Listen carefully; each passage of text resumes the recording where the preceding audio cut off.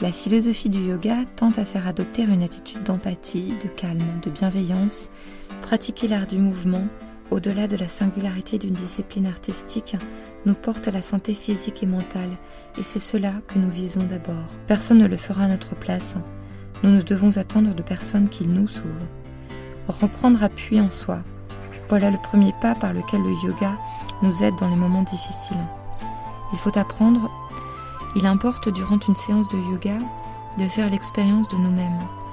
Non pas qu'il y ait une obligation à se remettre à la tâche régulièrement, mais on sait que le travail quotidien facilite la plume et dénoue le langage intérieur.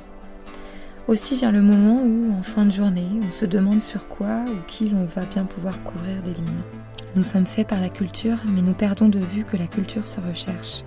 Mon corps se tient contre les carreaux, j'attends avec cette femme, je veille avec elle sur cette vie qui la retient dans son linge. Le premier travail consiste à interagir avec la société, directement ou indirectement, c'est-à-dire à rendre un service, produire un bien, échanger avec d'autres, que forment tous les vivants autour de soi, autres. Nous nous en mettons trop en même temps, préférons la quantité, le cumul des biens, des instants, des relations, à l'attention portée à la juste quantité ingérée, comme à la juste dépense, au juste échange avec le monde extérieur. Il ne s'agit pas de défendre une ascèse de la parcimonie constante, ni du jeûne de nourriture, de plaisirs ou de sentiments, celui qui sent les causes et les raisons de nos agitations diverses, que ce qui dépend de moi est le choix de ma profession, mais au contraire de concevoir le mouvement comme la tâche essentielle et fondamentale de notre être.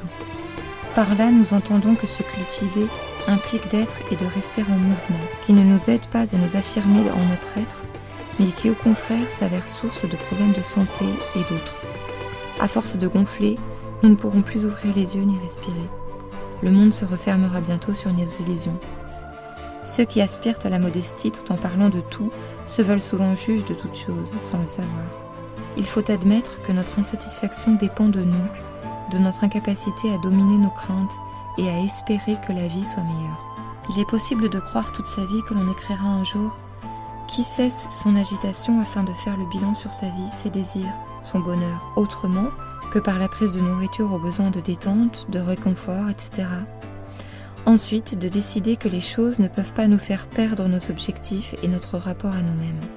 La chevelure grisonnante, elle passe la matinée assise sur le siège en plastique, à regarder le linge tourner.